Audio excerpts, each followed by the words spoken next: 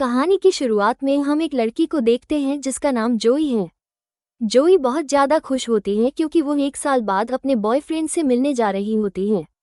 जोई का बॉयफ्रेंड अपने जॉब के सिलसिले में कनाडा गया था। वो 1 साल तक ड्यूटी करने के बाद अब वो वापस आ चुका है। जोई की मदर उसे एक कार की चाबी देती है जिसके जरिए वो वहां तक पहुंच सके। यहाँ हमें पता चलता है कि जोई डेफ म्यूट है, यानी वो बोल नहीं सकती। उसकी मदर उसे कहती है कि जिस रास्ते से तुम जा रही हो वो बहुत ही ज़्यादा खतरनाक है, इसलिए संभल कर जाना। यहाँ जोई अपनी माँ को जवाब देती है कि आप मेरी चिंता मत करें, मैं वहाँ तक पहुँच जाऊंगी। उसके बाद वो कार में बैठकर अपने बॉयफ्रेंड के घर की तरफ निकल जाती है। वो अपने बॉयफ्रेंड से मिलने के लिए बहुत ही एक्साइटेड थी। सफ़र के दौरान रास्ते में उसे एक शॉप दिखाई देता है जो वहाँ अपनी कार रोक देती है। यह एक गिफ्ट शॉप होती है जिसका मालिक एक बूढ़ा आदमी होता है। वो हैंडमेड यानी हाथ से बनाई हुई चीज़ें सेल कर रहा होता है, जो उस बूढ़े आदमी से अपने बॉयफ्रेंड के लिए कुछ गिफ्ट खरीदती है। जिसके बाद वो अपनी कार के ऊपर बैठकर खुद की एक सेल्फी लेती है और उस सेल्फी को वो अपने बॉयफ्रेंड को सेंड कर देती है ताकि उसे अपनी लोकेशन बता सके कि वो रास्ते में है और जल्द ही पहुंचने वाली है। अपनी गर्लफ्रेंड की फ़ोटो को देखकर डीन बहुत ज़्यादा खुश हो जाता है। यहाँ फिर से जोई अपने सफ़र पर निकल पड़ती है। ड्राइविंग के दौरान वो मोबाइल यूज़ कर रही होती है जिससे उसका ध्यान रोड पर से हट जाता है और इसी दौरान अचानक से एक इंजर्ड आदमी उसकी कार के सामने आ जाता है। जोई जल्दी से कार का ब्रेक दबा लेती है जिससे उसकी कार अनबैलेंस होकर थोड़ा दूर जाकर रुकता है, पर उस आदमी की जान बच जाती है। लेकिन जैसे ही जोई बाहर देखती है तो वो आदमी नीचे गिर जाता है। जोई उसे बचाने की सोचती है, तभी वो देखती है कि एक दूसरे आदमी के पीछे गैंग के कुछ लोग पड़े हुए हैं। वो आदमी भागते भागते गिर जाता है, जिसके बाद गैंग के वो लोग उस आदमी पर कार चढ़ाकर उसे कुचल देते हैं। ये देखकर जोई के गले में सांसें अटक जाती हैं और अब वो गैंग वाले जोई की तरफ आने लगे थे। अब यहाँ जोई चाहती तो वो कार स्टार्ट करके उनसे भाग सकती थी, लेकिन जोई ऐसा नहीं करती। वो उस इंजर्ड आदमी की हेल्प करना चाहती थी जो कि रोड पर पड़ा हुआ था, इसलिए वो जल्दी से कार से बाहर आकर उस आदमी को अपनी कार में बिठाती है। इससे पहले कि वो यहाँ से निकल पाती वो गैंग वाले लोग वहाँ पर पहुँच जाते हैं। ये लोग जोई को पकड़ लेते हैं और उसे परेशान करने लगते हैं और फिर वो उसकी आंखों के सामने उस इंजर्ड आदमी को बहुत बुरी तरीके से मार डालते हैं। ये देखकर जोई बहुत ज़्यादा डर जाती है और वो वहाँ से भागने लगती है, लेकिन उस गैंग का जो लीडर होता है जिसका नाम ट्रे है वो जोई पर निशाना लगाता है और गोली सीधा जोई की लेग पर मारता है ताकि वो भाग ना सके। गोली लगने के बाद जोई वहाँ पर गिर जाती है। फिर ये लोग जोई को अपने साथ ही अड्डे पर ले जाते हैं, जहाँ ये लोग जोई को एक बेड पर कटीले तारों से बांध देते हैं, जिससे वो कटीले तार जोई के हाथों में घुस जाते हैं। वो लोग जोई को बहुत बुरी तरीके से टॉर्चर करते हैं और जोई दर्द में तड़प रही होती है। दूसरी तरफ जोई का बॉयफ्रेंड परेशान होता है कि इतना वक्त हो गया है और जोई अभी तक घर नहीं आई, इसलिए वो जोई को बार बार मैसेज करता है, लेकिन जोई की तरफ से कोई रिप्लाई नहीं आता। तभी उसकी जोई की तरफ से भेजी गई लास्ट फोटो पर नज़र पड़ती है। उस पिक्चर में उसे एक बोर्ड नज़र आ रहा था और उस बोर्ड से उसे जोई की लास्ट लोकेशन पता चल जाती है। वो फौरन पुलिस को कॉल करता है और उन्हें जोई की लोकेशन बताकर जोई को ढूंढने की अपील करता है। दूसरी तरफ गैंग के लोग नंबर से जोई को फिजिकल टॉर्चर कर रहे थे और जो का बुरा हाल कर देते हैं।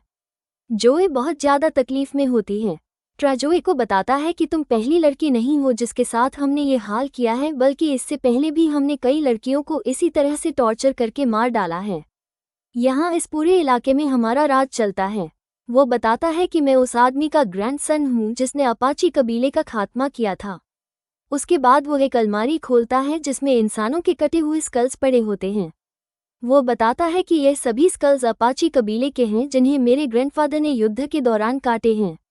उन्हीं में से वो एक स्कल उठाकर जोई को दिखाता है और बताता है कि यह स्कल उस अपाची कबीले के लीडर का है। ये सारी बातें सुनकर और उन स्कल्स को देखकर जोई बहुत ज़्यादा डर जाती है। यहाँ ट्रे जो बातें बता रहा था वो बिल्कुल सच थी। दरअसल ट्रे की बातों से हमें पता चलता है कि उसके दादा मिलिट्री में कर्नल थे और आज से 100 साल पहले जब अमेरिकन सोल्जर्स और अपाची कबीले के बीच वॉर हुआ था तो ट्रे के दादा ने अपाची कबीले को बहुत ही बेरहमी से पूरी तरह से ख़त्म कर दिया और उनके सिर को धड़ से अलग करके एक निशानी के तौर पर रखा। और ट्रे भी अपने दादा को फॉलो करते हुए बेगुनाह लोगों पर जुल्म करता है। कुछ देर बाद उन लोगों को पता चल जाता है कि जोई बोल नहीं सकती, इसलिए उनमें से एक लड़का कहता है कि अब हमें इसे और तकलीफ नहीं देनी चाहिए, अब हम इसे मार देते हैं। लेकिन गैंग का लीडर ट्रे कहता है कि इतनी जल्दी नहीं, मुझे उसे और भी टॉर्चर करना है। फिर इस बात पर उन दोनों की शर्त लगती है और ये दोनों ताश खेलने लग जाते हैं। ट्रे कहता है कि अगर यह गेम मैं जीत गया तो फिर मैं जो चाहूँ उस लड़की के साथ कर सकता हूँ, और अगर तुम जीते तो फिर तुम इसे मार देना। उसका साथी ट्रे की बात पर राजी हो जाता है और ये लोग गेम खेलने लग जाते हैं। ये सारी बातें दूसरे रूम में बंधी जोई भी सुन लेती हैं। जोई समझ जाती है कि अगर वो यहाँ बंधी रही तो आखिर में उसे फिर भी मरना है, इसलिए वो क्यों ना यहाँ से भागने की कोशिश करे। जब ये लोग गेम खेलने में मशरूफ होते हैं तब दूसरी तरफ जोई जैसे तैसे करके उन कटीले तारों से खुद को छुड़ा लेती है और चुपके से उस जगह से निकलने लगती है। दूसरी तरफ ट्रे का दोस्त गेम जीत जाता है, जिसका मतलब कि अब जो को मार दिया जाएगा। वो एक चाकू लेकर जो को मारने जाता है। जब वो उसके रूम में पहुंचता है तो वो देखता है कि जो खुद को छुड़ाकर भाग चुकी है। अब वो जो को ढूंढने लग जाता है और दूर से जो को देख लेता है। जो को पकड़कर कई बार उस पर चाकू से वार करता है, जिससे वहीं पर जो की मौत हो जाती है। अगले दिन वही बूढ़ा आदमी जो सड़क के किनारे पर हाथ की बनाई हुई चीजें सेल कर रहा था, वो अपने डॉग के साथ घूम फिर रहा होता है।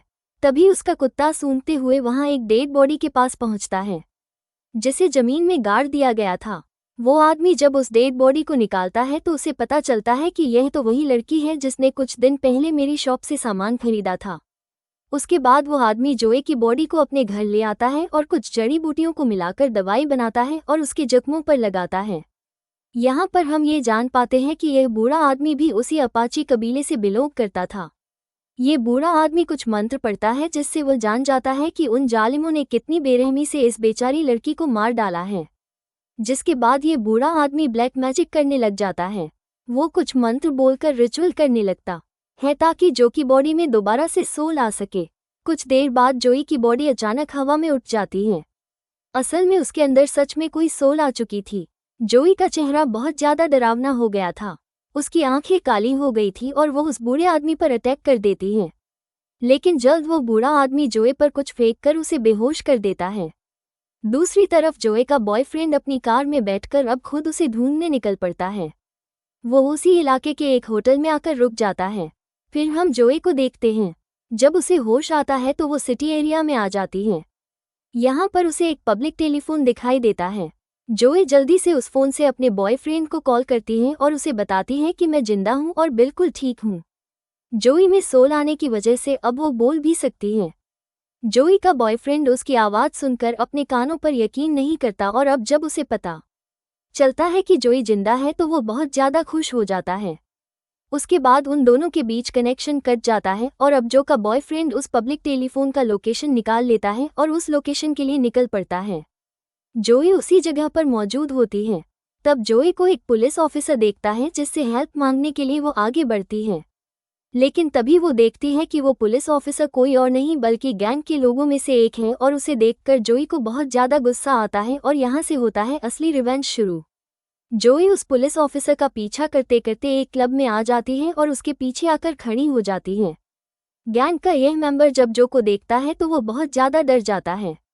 उसे अपनी आंखों पर यकीन नहीं होता कि यह लड़की फिर से कैसे जिंदा हो गई। इसे तो हमने मार दिया था। तब जो की आंखें फिर से बिल्कुल ब्लैक हो जाती हैं। ऐसा लग रहा था कि जैसे उसके अंदर कोई बुरी सोल आ गई हो। यहाँ गैंग का वो साथी जोई पर अटैक कर देता है, लेकिन अब जोई वो पहले वाली जोई नहीं रही। जोई उसे बहुत बुरी तरीके से मारने लग जाती है जिससे वो चीखने लग जाता है। इसके बाद जोई कांच की बोतल से उसका पेट फाड़ती है और उसके पेट के अंदर सभी पार्ट बाहर निकालकर उसे मार डालती है। यहाँ क्लब का ओनर भी वेपन से जो को शूट करने लगता है, लेकिन जोए उसे चेयर मारकर बेहोश कर देती है। अगले सीन में जोए का बॉयफ्रेंड उस पब्लिक टेलीफोन की लोकेशन पर पहुंचता है। वो देखता है कि यहाँ पर पुलिस आई हुई है। वो पुलिस से जोए के बारे में पूछता है, जिस पर पुलिस ऑफिसर कहता है कि यहाँ पर एक पुलिस ऑफिसर का मर्डर हुआ है और तुम जिसे ढूंढने आए हो वो यहाँ पर नहीं है। और तभी ट्रे भी अपने गैंग के साथ वहाँ पर आ जाता है। जब वो अपने साथी की डेड बॉडी को देखता है तो वो बहुत ज़्यादा गुस्सा हो जाता है क्योंकि उसके साथी को किसी ने बहुत ही बेरहमी से मार डाला था। उसे कुछ भी समझ नहीं आ रहा था कि आखिर उसके साथी को किसने मारा है। तभी उन लोगों के पास जोए का बॉयफ्रेंड आता है। वो उन्हें जोई की फोटो दिखाता है और पूछता है कि क्या तुमने इस लड़की को देखा है। जब वो लोग जो की पिक्चर को देखते हैं तो ट्रे अपने साथियों से कहता है कि इससे कहो कि जल्दी से यहाँ से चला जाए, नहीं तो ये भी मारा जाएगा। तब ट्रे जोई के बॉयफ्रेंड के पास खुद चलकर आता है और उसे कहता है कि तुम इस लड़की को फजूल में यहाँ ढूंढ रहे हो क्योंकि वो यहाँ नहीं बल्कि कहीं और जा चुकी होगी। असल में उसका कहने का मतलब ये था कि तुम इस लड़की को फजूल में ढूंढ रहे हो क्योंकि हमने उसे मार दिया है। जो का बॉयफ्रेंड उनकी बात को समझ नहीं पाता और वो उनसे कहता है कि जो यहीं कहीं पर है क्योंकि 1 घंटा पहले जोई ने मुझे इसी लोकेशन से कॉल किया था। ये सुनकर गैंग के सारे लोग हैरान रह जाते हैं। वे जो के बॉयफ्रेंड डैन को मारने के लिए आगे बढ़ते हैं, लेकिन तब वो पुलिस ऑफिसर वहां पर आ जाता है और उन्हें वहां से जाने के लिए बोलता है। जब जोई की आंख खुलती है तो वो खुद को एक लकड़ी के घर में पाती है। तभी अपने आप से एक रूम का डोर ओपन हो जाता है। जब जोई उस रूम में देखती है तो उस रूम में हर तरह के औजार पड़े हुए थे। जोई वहां से एक तीर कमान उठाकर वहां से चली जाती है। अगले सीन में हम गैंग को देखते हैं। वे लोग पहले तो इस बात को मानने को तैयार नहीं होते कि जोई फिर से जिंदा हो गई है, लेकिन फिर भी ये लोग अपनी तसल्ली के लिए उस जगह पर जाते हैं जहां उन्होंने जो को जमीन में गाड़ दिया था। जब ये लोग वहां पहुंचते हैं तो ये देखते हैं कि जो की डेड बॉडी वहां से गायब है। ये देखकर वे बहुत ज़्यादा घबरा जाते हैं और उन्हें यकीन हो जाता है कि जो फिर से जिंदा हो गई है।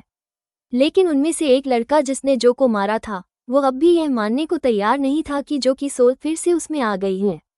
वो कहता है कि शायद उसकी डेड बॉडी को कोई जंगली जानवर ले गया होगा क्योंकि यह मुमकिन ही नहीं है कि जिसे मैं मारूं और वो बच जाए। लेकिन अब उन सबके दिलों में डर आ चुका था, इसलिए ट्रे सबसे कहता है कि हमें कुछ दिनों के लिए अपने घर से कहीं दूर जाना चाहिए ताकि हम किसी की नज़रों में ना आए, और अगर पुलिस को जोई के बारे में पता चल भी गया तो हम उस इलाके से दूर होंगे, इसलिए पुलिस हमें अरेस्ट नहीं कर सकेगी। जिसके बाद ये सब अपने अपने घर जाकर सामान पैक करने लगते हैं। लेकिन उनमें से एक साथी जब वहां से निकल रहा होता है तो वह देखता है कि किसी ने तीर मारकर उसकी गाड़ी के टायर पंक्चर कर दिए हैं। ये देखकर वो काफ़ी डर जाता है। वो तुरंत अपने दोस्तों को कॉल करता है और बताता है कि मुझे ऐसा लग रहा है कि शायद वो लड़की यहीं पर है, मेरे आसपास है। तभी वहां पर जो आकर उसे पैर पर तीर मारती है जिससे वो नीचे गिर जाता है। इसके बाद जोई उसे तीर मारना शुरू कर देती है और तब तक मारती है जब तक वह मर नहीं जाता। उसके बाद जोई यहाँ से चली जाती है और उस मरे हुए लड़के के साथ ही वहाँ पहुँच जाते हैं। यहाँ आकर वे देखते हैं कि किसी ने उसके दूसरे साथी को भी मार दिया है, जिससे ये सभी बहुत ज़्यादा गुस्सा हो जाते हैं।